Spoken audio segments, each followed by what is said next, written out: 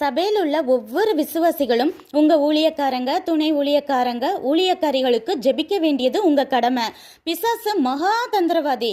அவன் ஒவ்வொரு விசுவாசிகளையா பாவம் செய்ய வைத்து தள்ளிவிட பார்ப்பதை காட்டிலும் தலைமையை தள்ளி விட்டுட்டா போதும், ஒட்டுமொத்த சபையும் ஊழியத்தையும் கவுத்துடலான்னு திட்டம் போட்டு ஜெயிச்சிட்டும் வர்றான். இசைக்கியா ராஜா காலத்துல எல்லா சிலைகள் விக்கிரகம் சம்பந்தப்பட்ட அத்தனையும் அழிச்சதோடு தேவனை விட்டு பின்வாங்கி போனவர்களும் தேவனை திரும்ப தேடும்படி செய்து கர்த்தரை துதித்து பாடி பண்டிகைகள் கொண்டாட ஜனங்களை என்கரேஜ் பண்ணினா. இதனால எருசலேம்ல மகா சந்தோஷம் உண்டாச்சா. ஆனா அதே ராஜாவுடைய மகன் மனாசே திரும்ப விக்கிரகங்களை கொண்டு வானத்தின் சேனையை பணிந்து கொண்ட போது மக்களும் அதையே பின்பற்றி பாபிலோனுக்கு சிறை கைதிகளாக சிறைப்பட்டு போனார்கள். என்ன ஒரு பரிதாபம்!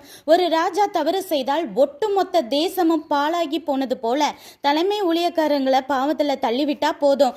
ஆலயத்துல சினிமா, பாடல், ஆட்டம், பாட்டம், வேத புரட்டல் பிரசங்கங்கள், சொந்த கதைகள், ஜோக்ஸ், உலக ஆசீர்வாதங்கள் கிடைப்பதற்காக மட்டுமே கிறிஸ்தவங்களா இருக்கிறோம் என விசுவாசிகளையும் உலகத்தையே பார்க்க வைத்து பார்வையற்றோருக்கு வழிகாட்டுகிற பார்வையற்றோராகவும் விசுவாசிகளை ரெட்டிப்பாய் நரகத்தின் தண்டனையை பெறும்படி பிசாசு நிறைய ஊழியத்தை தள்ள ஆரம்பிச்சிட்டான்.